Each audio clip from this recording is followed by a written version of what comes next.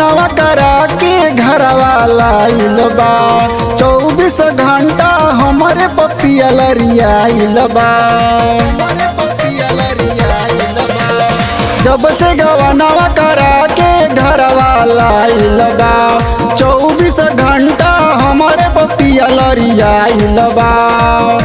बजावे गोड़ावा में गोड़ बात मानेला ना मोर रख देला बिछवना रोज बिटोर के रख देला मोर दहिया झक झोर के।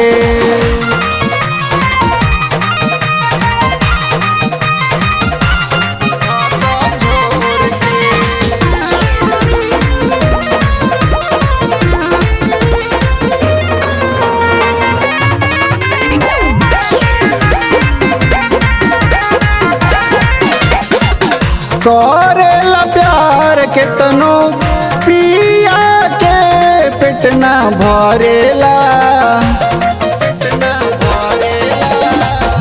धरेला कोरा जब पीछे से जुआ जरेला कि जगले करे रोज भोर बड़की बड़ुए चटोर चाट जाता हमर मेकअप कुल खोर के रख देला बिछवना रोज बिटोर के।